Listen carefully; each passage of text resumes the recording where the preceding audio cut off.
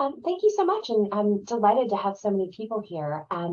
As Richard mentioned, I'm the chair of SOFII, which is the Showcase of Fundraising, Inspiration, and Innovation.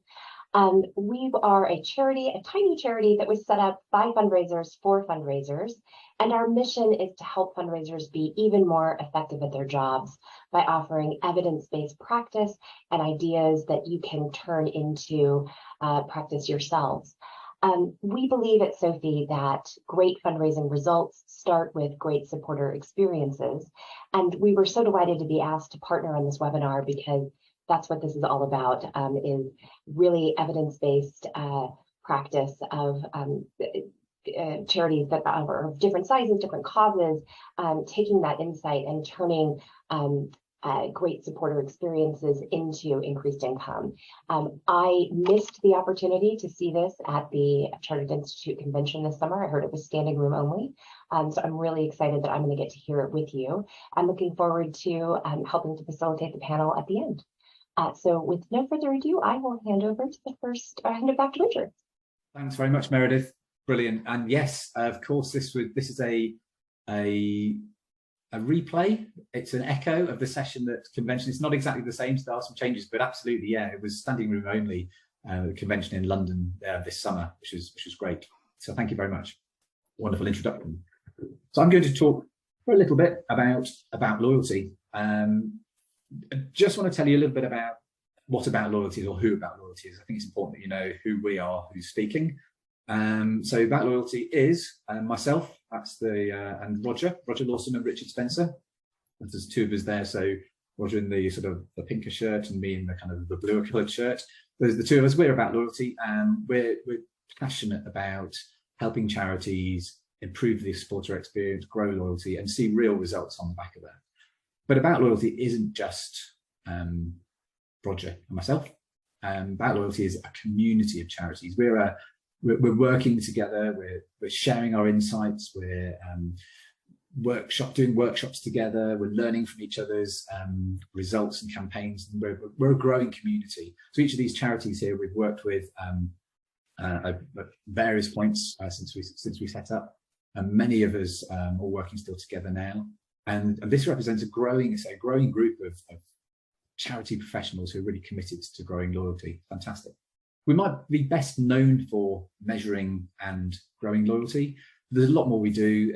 It involves in benchmarking, experience mapping, supporter journey planning. You can read all the words there. But there's lots of stuff that we do to help charities really kind of break through and turn those insights from our research into real bottom line results. And that's kind of what today is about. So I've used the word already several times, loyalty, this 7-letter word, which can mean, if I asked everybody here to give their own definition of loyalty, we'd probably come up with as many definitions as there are people here. I think it's worth just for a little while, just having a think, not too long, just having a little think about what we mean by loyalty. So who or what are you loyal to? Think about it from your own perspective. So I've just pulled up a few pictures of things which I'm loyal to for various reasons. So I've got I'm an Android user. I've got my family, my dogs, a football club. There's a charity there. There's a range of items. And actually, it was an interesting exercise for me to think about what are those brands or experiences or philosophies even that I go back to. And so, yeah, just have a think about maybe what those things are for you. I think then the interesting questions to ask, there's maybe more interesting questions to ask after that. One is, well, how do you behave? So those things, people, philosophies, brands that you are loyal to, how do your actions demonstrate that? So for Manchester City, I watch the games, I occasionally buy tickets. Android, I'll be a retained customer for Android. For my dogs, I'll give them my time a lot of the time. Yes, I'll give them my time. Some of these things I'll give my money. So there's lots of ways in which I show my loyalty through my actions and through those behaviours. And it's kind of quite easy to see when you think about loyalty and behaviours. But actually what's far more interesting, where we come in, is it's like, why are you loyal? So why do I give time to my dogs? Why do I go back to Android each time? Why do I continue to drink coffee using the same fantastic coffee machine? It's a very satisfying experience. What sits behind my behaviors? And that's where it gets really interesting, because actually we know that it's people's feelings and their emotions and the things that sit behind that actually go on to drive what you do. So just translating that through to charity supporters, because a lot of people here today, you'll be working at charity. What do your charity supporters do? You probably know that quite well. You know about their donation history and how many you've got, how much money they give. But why? Why do they do the things that they do? And when we talk about loyalty, we're talking about that why. So for us, loyalty is not what people do. It's not recency, frequency, value, retention, repeat giving, upgrades, consent, leaving a gift in the will or a legacy. It's none of those things. Those are all consequences of having a high emotional loyalty. When we talk about loyalty, loyalty is that why. Loyalty is the feeling of connection, that feeling of support, that feeling of allegiance. And it's that feeling that leads to long-term support. So you may have seen this present before. We'll have the picture of the feelings driving the picture of the behavior. And the behavior, yeah, that's important to measure, but actually those feelings, those emotions that sit behind the things that drive people's behavior, that's what we're measuring when we're talking about loyalty. We've done a lot of research into loyalty, into that kind of relationship between feelings and behaviors. We've researched over 280,000 supporters over 8 years with nearly 40 charities from the UK. I mean, that's a huge program of research, and we're continuing to add to that sort of academy of research. We've looked at 16 different drivers of loyalty, so 16 areas of emotions, and we've tested within those 16 areas 74 separate statements, and we've tracked people's intentions and their actual behaviours. So we've done a huge amount of analysis and tested a whole range of different sentiments, feelings, emotions, and to understand which of those feelings for charity supporters are most important in driving financial behaviours. A kind of a subset of that research, if you like, is we've, over the last for a 3-year period from 2018 to 2021, we took a group of nearly 50,000 donors, so 48,923 donors from 12 charities. And those are the 12 charities represented here. And we set out those charities to do some analysis that would prove the relationship between feelings and behaviours. So actually doing regression analysis of how people felt, changes in how they felt, how they behaved, changes in how they behave. At the core of it, well, there's two things, I guess. One is we run an online survey to determine people's feelings and to track how they're feeling. And then we also take extracts from CRMs, the databases of charities, and match them back to those people to look at actually, well, how is their behaviour changing? So we've got two parallel files of data. One is about emotions, one is about behaviours, and we can track them alongside each other and see how they correlate against one another. And so we did that for these nearly 50,000 people over a 3-year period. And at the end of that, had a massive set of data, which allowed us to really drill down and understand what are the factors, what are the most important emotional factors in driving behaviour, driving financial outcomes for charities. And the three most important are commitment, satisfaction, and trust. We could run a day workshop each on commitment, satisfaction, and trust. But very briefly, commitment is about a supporter's their passion for the work that you do. It's that real belief in the mission that you're working towards. It's the cause, it's the goal. And in fact, often we talk about the work of a charity isn't to fulfill its own mission, but it's to fulfill the mission of the supporter, or to achieve that together. So it's about that commitment to the outcomes together. That's what commitment is, and it's the most important driver of loyalty and subsequent income. Satisfaction is the next most important. And this is all about getting that communication experience right for that supporter. So it's not about a one-size-fits-all necessarily, but it is about understanding who you're speaking to. It's understanding the supporter, reflecting who they are in the way you communicate with them. And that's around the information you provide, how you thank, the language you use. So it is about getting it right. It's tailoring it for that person. And then finally, it's trust, the third one. And trust is about, yes, there's a kind of a, if you like, an umbrella term about that overall sense of trust, but it goes a bit deeper than that. It's about, I trust that you as a charity are making the right choices and prioritizing the right areas of work. They're the ones that I would agree with. So those are the ones I think are most important. And also I can see that you're making a difference. I can see that in those really important areas, you're showing me how you're making progress. I can see the impacts of my help, my money, my time, my voice, whatever it is I'm contributing to you. So you go in about a minute and a half. That was commitment, satisfaction, and trust. And as I say, we could drill into those into huge amounts of detail, but we're not going to do that today. And of course, loyalty is important. If you think back to that 48,000 people, and we tracked giving and we tracked feelings, so the feelings and behaviours, from that analysis, we could show that a 1-point increase in loyalty leads to 15% more people giving after 3 years. Apply that to your file. That's a big number. If you're looking at 15% more people giving after 3 years, that's a significant uplift in terms of income, not just in each year, but in subsequent years, because of course it compounds. And the same for income, 20% more income from those people after 3 years if you get that 1-point increase in loyalty. And on top of that, there's an increase in legacy income of 9%. So there are some big wins to be gained by growing loyalty. And I showed you this before, lots of people working in the community, and we're completely and utterly grateful to all of these charities who have in some way, shape or form contributed to this research. So there's a number of charities have actually, their supporters have been part of the research. And you know, we're only able to do what we do because of the charities represented here.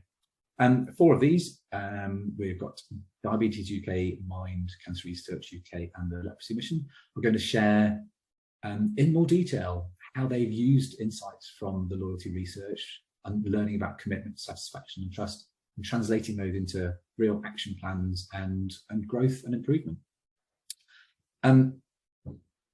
Thank you for listening to me. I know I've just been the warm-up act, or Meredith and myself are the warm-up act for our 4 wonderful charities.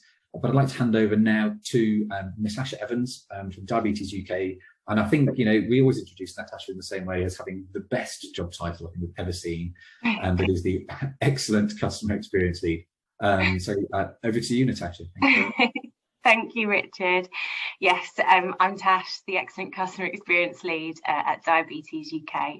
I'm so pleased to be able to share this with you all today. And for the next sort of 7 to 8 minutes, I'm going to be focusing on how loyalty, and in particular, how we show gratitude, has played a significant role in improving our results. The next slide, please. And the next one. So I'd like to start with this statement, 4 in 10 people were unhappy. This statement came to life back in 2019. We'd just taken part in our first ever Chase Index survey and the results were disappointing. It was pretty much a sort of head in hands moment, but it wasn't overly surprising. We knew that there was work to do, and armed with the knowledge that the results gave us from the Chase Index, we could really start to pinpoint where our priority areas are. And one of those areas was how we thank our supporters. Next slide, please. So in parallel with taking part in the Chase Index, what we wanted to do was start building on our culture within the organisation to show that it's everyone's role to deliver great customer experience. And to support this, what we did was we put together a promise and a framework in collaboration with a network of customer champions that we built up across the organisation. And our promise that we came up together with was that we would promise to keep the customer at the heart of everything that we do, constantly striving to provide them with a great experience. And underpinning that, we pulled out 4 key areas, and this was understanding our customers, reducing friction, showing gratitude, and delivering wow moments. So the focus on gratitude being one of them, and I want to sort of touch upon why we as a group actually decided to use the word gratitude rather than thanking. We agreed as a group that thanking is the action that you take, whereby showing gratitude is actually the emotion that you really want to convey. I've got a 5-year-old son, and so I like to use him as an example, because there is such a huge difference with me saying, Ellis, can you please say thank you? And he'd be saying, thank you, compared to actually when he's really genuinely grateful for something. You can feel that emotion that comes from him, and that's why we use the word gratitude as opposed to thanking. And we also know that showing gratitude leaves a lasting impression. There has been some research done by the University of Nottingham, and they looked at a broad range of feelings and emotions. And what they found was that gratitude has the largest effect on people's willingness to give back. So I suppose in a charity context, if we're able to show gratitude, then perhaps our supporters are more likely to give back to us. Next slide, please. So in collaboration, again, with colleagues and also this time volunteers from Diabetes UK, what we did was we wanted to create a guide that our colleagues could use, and also helps to sort of frame how we thank at Diabetes UK.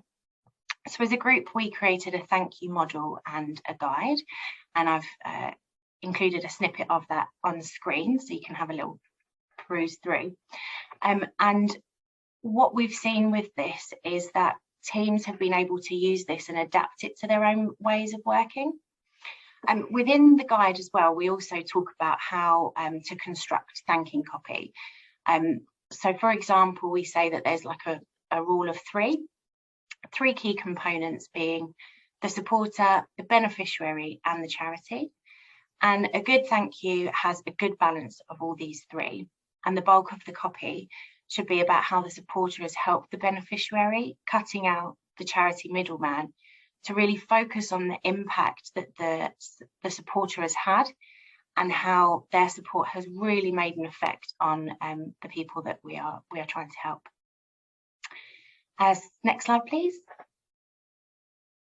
So I wanted to show on this slide that the fundraising, community fundraising team, amongst many other teams, took inspiration from the thanking guide and model and applied it to their work.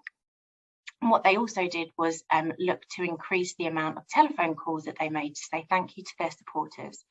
And what they have seen and what the graphs show is that the scores in which they've received in terms of their loyalty through the Chase Index, and also in particular looking at our thanking metric, has significantly improved since when we first took part in 2019.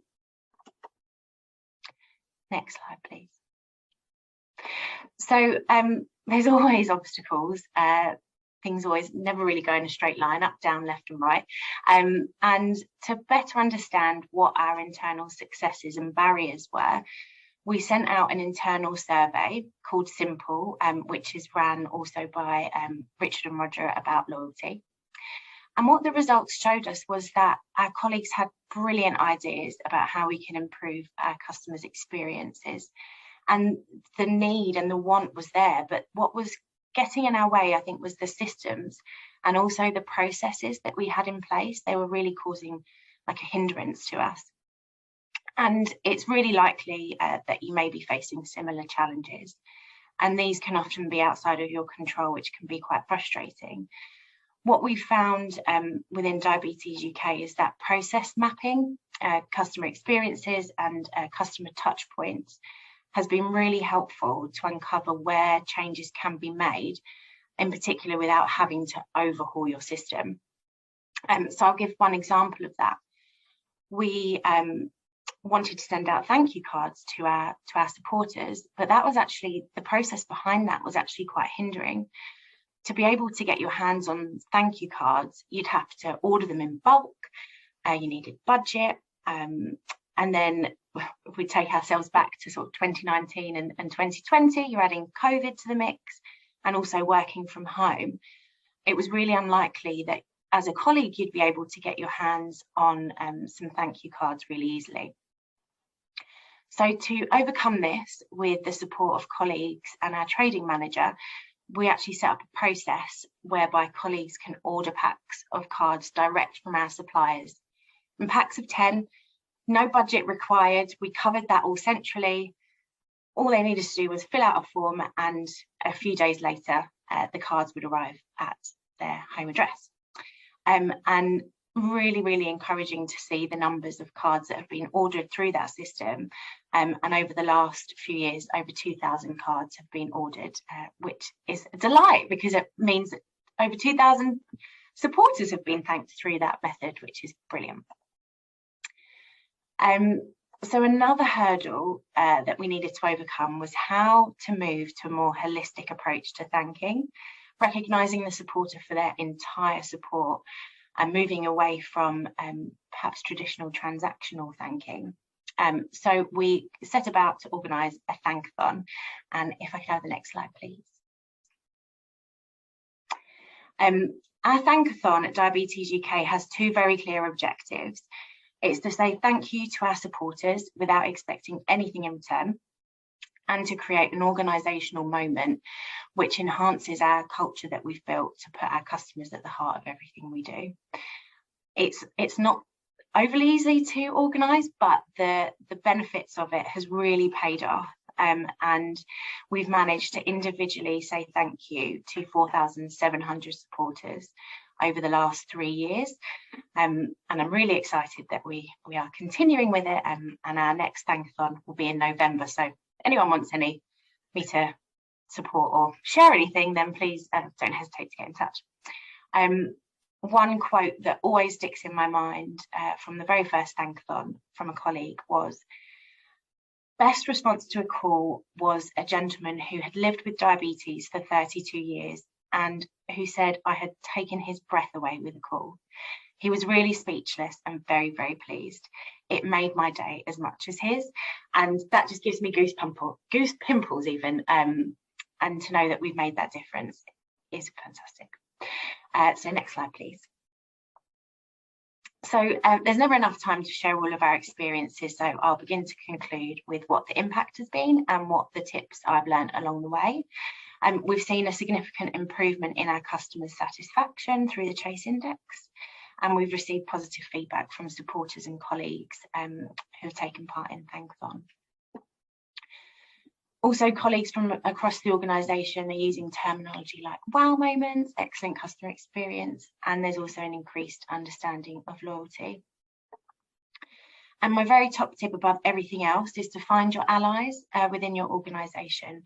I feel really privileged that we've got a great team at Diabetes UK who all pull together. And just getting people to think in a different way can sometimes be the challenging part. So you find your allies and you can work together. And improving loyalty is definitely a team effort. You can't do it on your own. And it's a never-ending game. What me and my son say every morning is, you know, let's not try and be perfect. Let's try and be the best that we can. And if we do that, then we're winning. So yeah, I believe a little progress every day can add up to big results. And yeah, that's the end from me. Thank you. Thank you so much, Tash. Always a real pleasure listening to you talk about, well, everything. I think what I really like about what you've done is, so I talked about loyalty at the beginning, commitment, satisfaction and trust, and one of the really important elements of satisfaction is thanking, and you've shown how you've really focused on that at Diabetes UK, really driven that difference. I mean, you didn't show your growth in your satisfaction score over the last 3 years, but that's really shot up. And that's just not the community fundraising, that's everywhere. And it's down to work like this. So it's brilliant to see. So yeah, a big congratulations and thank you. Thank you. And it's not mine to take the whole organisation. So yeah, I'll pass that back over to the team. But thank you for having me. Thank you. Okay, so next up today, we have got Jeni Brazier, who is Senior Supporter Engagement Officer at Mind. Over to you, Jeni. Hello, hi everyone. My name is Jenny, and as Richard said, I'm the Senior Supporter Engagement Officer at Mind. Next slide, please, Roger. Thank you. I just before we start want to give a very, very brief overview of the supporter engagement team at Mind for a bit of context. So we are a mighty team of 2, and we are also product neutral. So we value supporters' time, voice and money all equally. And we work across fundraising, but we also work with volunteers, lived experience unit, retail, campaigns, major giving and all sorts of things like that. So that's quite important when I then go on to talk about the next stuff. So next slide, please. Thank you. So I wanted to talk you through today a little bit about what we do with the insights that we get from support about loyalty and the supporter survey we receive, because what you get is this massive meaty portal, an amazing amount of insights our insight team puts together for us. What I then do is I condense it into what we call a recommendation document. So there's a little preview of one here. So we make sure that it's action led, and it's easy for teams to read and take away, and it is also tailored to each team. So we use the actions to increase the score to be very much based on the insight that provided from about loyalty, but also other external research that we might have gathered, and any desk research that we had, and any internal research teams have done. So as you can see here, we give ideas on how to increase the score that teams may or may not be doing. But we also ask teams some prompts to encourage them to have their own sort of workshops. And what we try and do is review these with the teams as well, to hold accountability, because ultimately we want to empower teams to look at this recommendation document and take it through and be excited, but it's their responsibility to make those changes, because as a team we don't have any direct communication with supporters. So next slide, please. So this year we had a bit of a different approach, thanks to a really great conversation we had with Richard and Roger, when we were kind of creating our recommendation document, is to have a bit of a rallying group objective. One of the biggest things that we heard through our supporter survey is that they love the cause of mental health. A lot of people have a very personal connection to the cause, which I'm sure not many people are surprised by. However, they support Mind, but if they see a different mental health charity doing something better, they will move. That's their prerogative, but we want to be their favourite charity. So basically, we want to increase support for Mind and not just the cause. So we focused on the following 3 questions as a rallying group cry to come together. And these questions were, I trust Mind to deliver the outcomes it promises to beneficiaries. The relationship I have with Mind is something I'm very committed to, and Mind can always be counted on to use donated funds appropriately. So when people received their recommendation document, at the top were these 3 things that said, we're working on this together, this is going to be a group effort, trying to break down those silos, create that collective responsibility. So they had the question on one side, the ideas for improving, and the prompts on the other side that they could consider. And teams have really responded quite well to that in being able to work together to achieve this. Next slide, please. Also, what's been really important, we think, is to have a tailored team goal at the end. So one specific question from the supporter survey that each team needs to work on. So basically the one that they scored particularly low on, for example. And you have an example here from our lovely campaigns team, given with obviously the caveat of these are only the campaigners that have donated in the past 7 years, but still really good insight for that team. So the statement that they said that they need to work on more is, I feel Mind understands why I offer the support. So that's, we've given them the ideas to increase the score, and then the prompts to ask themselves to then reflect in the communications they send to teams. And that's the document as a whole, basically, those 3 questions, and then their one tailored one that we then speak to them about it. Next slide, please. So it's all very well giving these lovely documents out, but we need to keep that momentum going. Although teams are responsible for actioning the recommendations, actually we are accountable for making sure that they do so, and we want them to be excited and empower them. So couple of ways of how we do this. So we hold bi-monthly supporter engagement meetings. So this gets together around 20 individuals who are engaged and responsible for improving supporter experience within their teams. And as I said, this is across the whole organisation. So you'll have campaigns talking to the products team, talking to communications, to IG. So it's a really lovely collaborative environment, hybrid, obviously, the way we are at the moment. They're led by myself and Katie in the supporter engagement team. We sort of do them workshop style. So they're, again, very action led.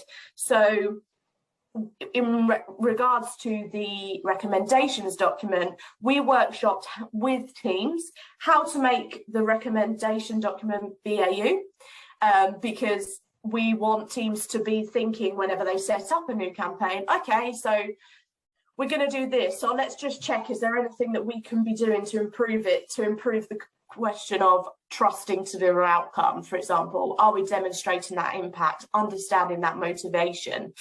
And we also discussed satisfaction, commitment and trust in Mind's tone of voice. How do we convey those in Mind's new brand, in their tone of voice, and how do we speak to supporters to help them understand what we're doing?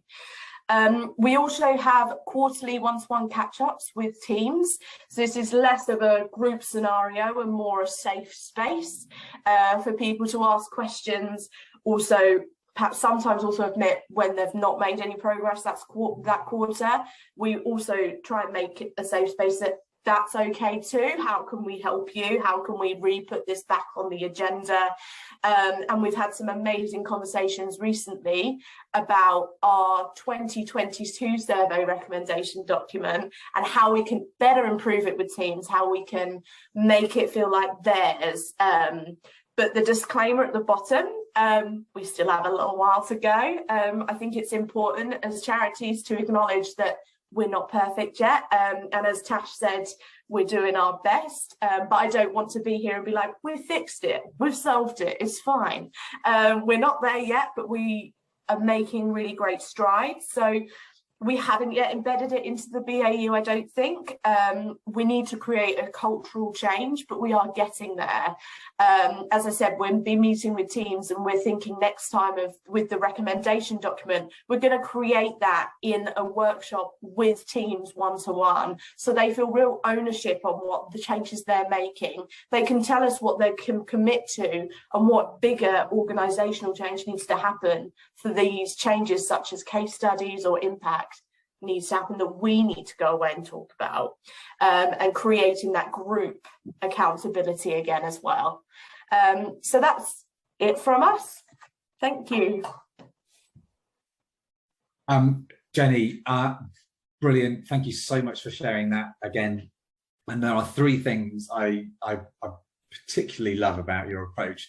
The first one is that the loyalty, the supporter experience, it is everything, isn't it? It's time, money, voice, it's anything and anyone who's stepping forwards to help the charity get to move forwards. So it's about including everything in that kind of the experience, and that's brilliant. So the second thing I really love is the rallying call. It's having some real simple, clear, kind of small set of things that everybody can focus on. So it includes everybody, but then you keep that real focus. And then the third thing is, and you know, it's often the hardest thing, but you've talked a lot about it.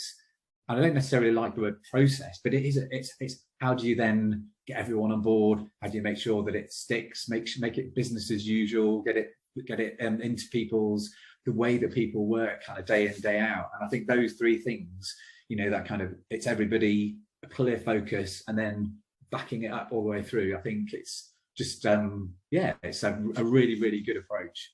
So thank you for sharing that as well. Thank you, Jeni. Okay, next up on our journey, on our adventure today, is Sarah Maltby, who is Loyalty and Cultivation Senior Marketing Manager at Cancer Research UK. Thank you, Sarah. Over to you. Hello, thank you. So yeah, I'm Sarah. I lead the Loyalty and Cultivation team at Cancer Research UK. And one of the key challenges that we've had as a marketing department in recent years, which will probably feel familiar, I think, to lots of people here, is striking the right balance between asking for more support from our existing supporters and also growing their loyalty so they feel really warm to us, understand what we're doing and want to kind of stay with us. I found that traditionally, internally, there's been a view that asking supporters for things drives income, but that it harms loyalty, because I think we're all quite familiar with the idea that we don't really like being marketed to very much. And I say that as someone who's got a 15-year marketing career. We've been really lucky at CRUK to have a loyalty marketing team for several years who look after the emotional loyalty of our supporters. And then we've also had a series of product marketing teams who are responsible for recruiting new supporters and hitting income targets. But this has really led to the loyalty team being in a bit of a position where they were gatekeeping supporters and journeys in an effort not to compromise loyalty. So they were trying to shield supporters from receiving too many asks, while simultaneously putting out additional content into people's inboxes and onto social media feeds that would demonstrate our impact and share good news stories to try and drive that loyalty. So it felt like it wasn't really working for us, and it also really wasn't working in an ideal way for supporters either. So over the last 18 months, we've introduced the Loyalty and Cultivation team, who've been trying a new approach where we manage all of the journeys of warm supporters from a central cross-product position. So that's everyone who's already done something to support CRUK. So they might have taken part in an event, or they might have made a one-off cash donation, or they might be a regular giver. And we are responsible for their journey after they've done their initial thing that they were going to do with us. And within that, we drive their loyalty, their emotional loyalty, all the things that everyone's already talked about around commitment, satisfaction, trust, all of those feelings. But we're also responsible for increasing lifetime value and asking for more from people who've already supported us. So this lets us consider and manage what our existing audiences receive on a complete spectrum, from content that purely drives loyalty through to content that purely drives acquisition, because of course, while we want everyone to feel really positive about us and we want our supporters to feel really appreciated and love us, we do also need to keep the income coming in. So it hasn't, I mean, it's a good position to be in. I think having that overview has really helped us, but it's not really removed the problem of how we deliver asks to keep that income coming through, but also drive emotional loyalty and don't overwhelm supporters with hundreds of messages, especially because we have several different products as an organisation as well. So to start to balance this, and it is a bit of a work in progress, but we've been working with About Loyalty's survey data, which was introduced at the start. And we've also been working with feedback from our own digital channels, so email, display, social and website content, and kind of focus groups and panel groups with our supporters and with the people that we support, to understand which levers are available to us to most efficiently drive trust, commitment and satisfaction. And then we use these across the year to dial up emotional loyalty when we need it most. So what we found is that for us, real human stories, such as case studies and information from our researchers that show our real tangible impact from our work, is what most demonstrates our impact and drives commitment and satisfaction. And then being transparent about how we spend money, as well as showcasing high quality research and being a really reliable resource for health information, is what drives trust. Another interesting thing we found out from this research, largely through focus groups and surveys of our supporters, is that while supporters don't necessarily enjoy receiving asks to do additional things to support us, in the same way as they might enjoy a case study, for example, it doesn't diminish their positive feeling towards us. And actually, most of the feedback has been that they expect us to ask more, they understand why we do it, and they want us to be successful. So they would expect us to ask them to do things. So it's not diminishing positive feeling, but it's also not adding to it. So rather than just focusing on the metrics of individual comms campaigns, so for example, having an acquisition campaign where we just focus purely on how we drive income or how we drive conversions from that, we've now started planning across full quarters or even half years so that we can ensure that we're meeting individual product and income targets, but also building overall loyalty across the year. So if we could go onto the slide with the chart, please. Yeah, so you can see an example of this on this slide. So this is an example of how we might build up and then out of over 6 months up to a major ask, such as an appeal. So 3 months out, we've got a balance of content that has a small amount of asking. So this might be, so that's in the light blue. So this would be largely seasonal. It's probably targeted at specific relevant audiences. For example, it might be an event that's an ask to attend an event that's targeted specifically at people who live in that region rather than everyone. And there'll be some thanking. So thanking is the pink segment. And again, that'll be largely targeted to people who that message is relevant for. And then there's plenty of information, which is the purple segment. And that a lot of our informational content might be information about our research, but it's also information about health tips, and it's kind of contributing to our cause. So that's really important to us achieving our goals as an organisation. And then plenty of demonstrating our impact, which is the grey segment, so that we're building loyalty.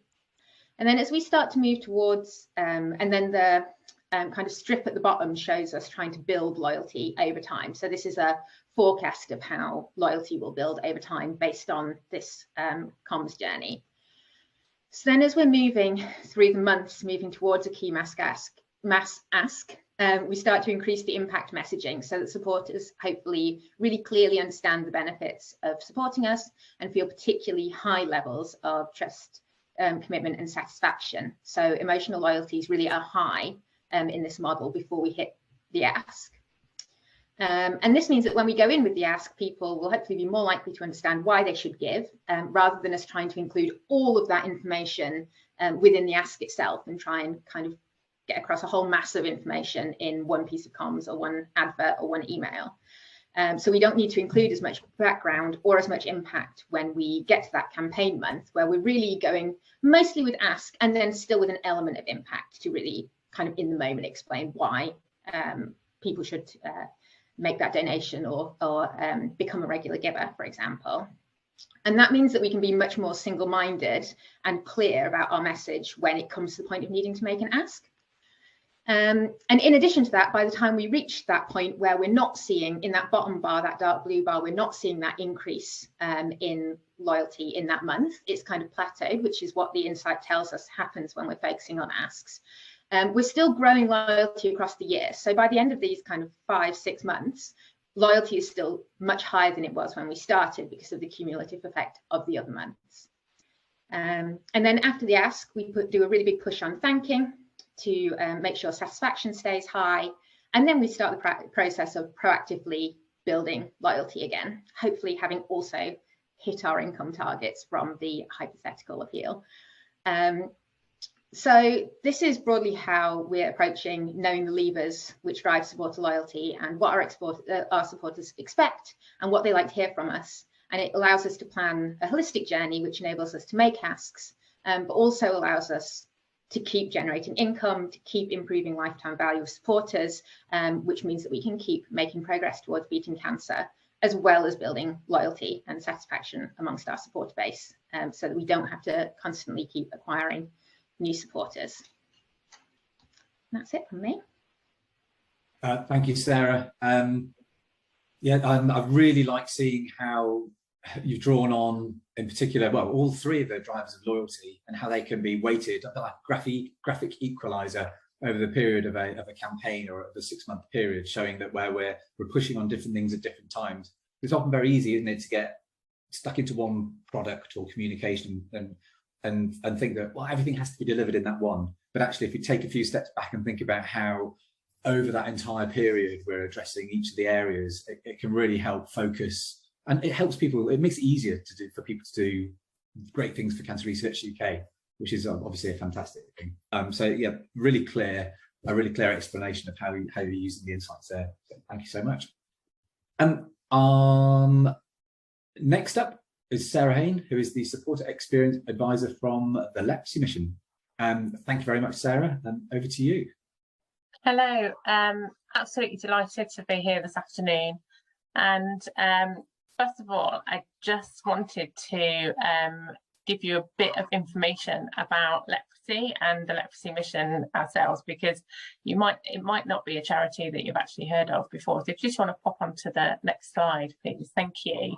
So you'll see on the screen details that leprosy does still exist, and many people think that it was eradicated years ago.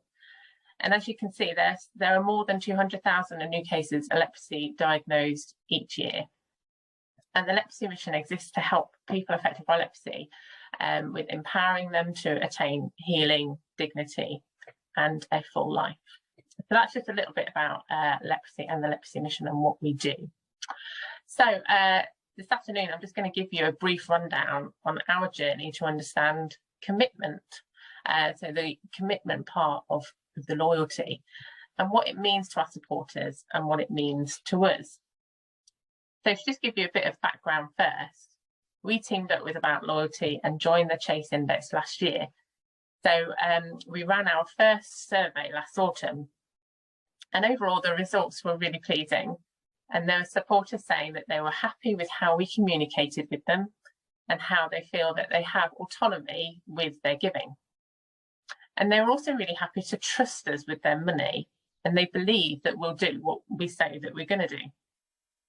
But the area that we didn't score as highly was under commitment. And so it was this area that we wanted to explore more and gain more understanding. So what have we done?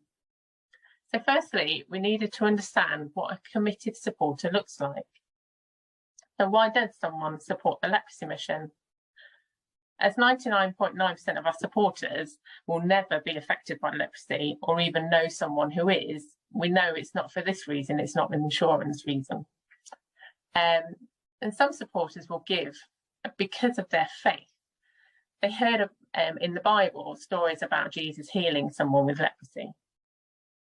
They may also support the Leprosy Mission as an act of faith, and they're demonstrating their faith through charitable giving. Someone may give in memory of someone close to them who supported the Leprosy Mission. Others may support the Leprosy Mission as they don't like seeing a world where there is injustice. They want to help people who struggle to make their own voices heard. And there are lots of other reasons why people support the Leprosy Mission, which we just don't know about yet. So we had a team brainstorming session about where we discussed what a committed supporter may look like. And what behaviours will they demonstrate when they connect with the Leprosy Mission? And what actions will they be taking? And this was a really interesting exercise because we weren't looking at the net worth of supporters. We weren't looking at their donating pattern, but we were looking at their levels of engagement. So from writing letters to MPs asking them to vote a certain way for certain policies, through to writing to complain when we've got something wrong. And just think, how invested with an organisation does someone need to be to put pen to paper or type out an email or make a phone call to let us know when they're not happy about something? And most people will think it's a waste of time and they'll vote with their feet and their wallets. But supporters who take the time to talk to us feel like they have a voice and they feel connected to the charity. A recent example of what we feel a committed supporter is a lady who had cancelled her direct debit a few years ago. And you might think, oh, yeah, she's cancelled a direct debit, she's not a very committed supporter. But she'd let us know that she cancelled a diary debit she needed to because her husband needed to go into care, and so she needed to pay for this care. She didn't have the funds to be able to carry on with her regular donation, as well as paying for the care that he needed. She remained on our database and she kept receiving our communications. She's recently restarted her direct debit after her husband sadly passed away, as she could now afford her contribution again. So it's even when times are hard and our supporters' circumstances change and they're unable to support us financially, we feel that a truly committed supporter, they won't forget about the charity, they'll keep us in their hearts and minds, and when their circumstances change again and their circumstances allow, they'll start donating once again. And our question that we're currently asking ourselves is, how do we acknowledge these highly committed and faithful supporters? Another thing is, obviously we've been working with About Loyalty, and Richard and Roger have helped steer us in learning more about commitment and what it means to us. We've dived into the data collected from our very first Chase Index survey. And in that survey, we were able to ask a bespoke question, which helped us understand our supporters a little bit more. So those supporters who scored as highly in commitment, we asked ourselves what were their answers to our bespoke question, and the same exercise for those who scored as lower in commitment. What were the differences? We've also changed some of the language that we use in some of our communication by using words like commitment and committed. And we do this to create those mental nod moments where supporters will recognise themselves when we write to them. They'll be thinking, oh yes, that's me, I'm a committed supporter. And we're talking to them as real people, we're not talking to them as giving machines, and we're reinforcing those personal identities and values that they hold. So what are our next steps?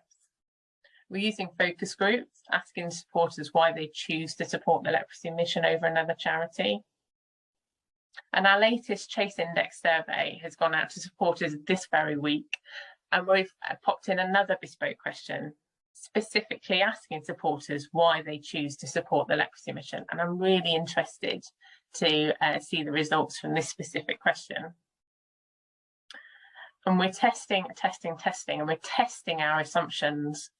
We've already changed part of our Year 1 and Welcome programme, as we've identified an area of the journey, it wasn't performing as expected, and we changed the project, we changed the collateral, and it still wasn't performing.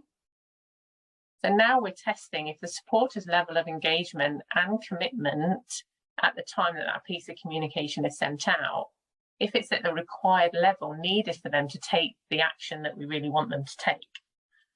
So we've moved that piece of collateral, and we've moved it to actually be sent out after the supporter has reached a certain level of engagement. So there's a trigger, and then it will get sent out. So again, really interested to see what difference this makes. And what's really important to say is that for us, it's not good enough to work off our assumptions. By running our supporter survey and asking questions in the right way, so you get the answers that you're actually looking for, we can look into the data gathered. And this exercise has shone a light into a blind spot that we had. It's labelled an area we weren't looking into in any great depth. And the overall exercise of looking at and analysing commitment, it might not yield an immediate increase in giving, but I hand on heart passionately believe that by building up those connections with supporters, increasing their engagement and helping them to feel part of the Leprosy mission family, they'll stay longer connected to the organisation, and therefore their repeated giving will last longer. There'll be an increased likelihood of them leaving a legacy, and we're plugging the holes of that donor sieve so we're not keep having to top up with new supporters. And lastly, this is something that has occurred to me in the last few weeks, and you'll understand why when I go on. I just want to leave this thought with you regarding our late Queen. So Her Majesty's commitment was driven by servitude, faith and duty. However, for many of us, and me included, it's only now that she's gone that we truly recognise and realise how committed she was to the country and her role. And that is the epitome of commitment. We need to make sure we identify our highly committed supporters before they leave. And we should treasure them and evaluate the behaviour of these supporters so we can understand how to encourage these behaviours in those lesser committed supporters. And we're currently asking ourselves, so what events, collateral or touch points are going to encourage supporters to move from being those supporters who are almost like commitment in waiting, they're waiting to commit to us. What events, and I say collateral or touch points, are needed to then move them to become fully committed and emotionally invested with our organisation. And like the others, we're still on this journey. We're never going to be 100% get it all right and that, but it's a journey that is really understanding commitment. And I'm really looking forward to seeing the scores from this year's survey, to see what difference the actions we've taken from the first survey, and see what the results are from that. So if I'm able to do to give some feedback on that when we get our scores, then yeah, I'm really excited to see that. So thank you very much. Thank you, Sarah. Brilliant as well. So a real kind of deep dive into commitment there, and it's really complemented the other kind of presentations that we've seen this afternoon. So thank you so much, Sarah. It's really great just to see that kind of that dive into commitment. And we've seen earlier through the research that commitment is the most important one. There's some things I'd like you to be able to do right away. Be very quick. We've got a report with more information about what you've seen here today, more detail, more insights. Go onto the website, download it, top tips and stuff in there. Natasha, Jeni, Sarah and Sarah are all part of our All About Loyalty community. And actually what we do is we share stuff, we learn from each other. It's all about what we do. So if you're interested in joining, come along and knock on the door, we'll let you in. And finally, we've got another session, another freebie, if you like, Loyalty Day, November the 17th. Go to the website and sign up and register for that, and we'll have loads more interesting stuff to share with you there. Any questions at all, ask about loyalty, come to Roger or myself. There's some things I'd like thank you to everyone for sharing the journey that you've been on in injecting greater loyalty into your supporter communications. From SOFII's perspective, it's exactly the kind of thing that we like to share, because there are some really practical things that organizations can start doing right away to learn from that. And as we saw from the Q&A, there was a lot of enthusiasm for getting into like, how can I just copy this? So that's fantastic. And it was great to hear about how people could learn more about loyalty as well. And I'm sure there will be lots of people signing up for your November day. So thank you very much for letting us be part of this. No, final thank you to everybody coming. Thank you to Meredith, and thank you to Sarah, Natasha and Jeni. Brilliant as ever. So yeah, and enjoy the rest of your week and see you all soon.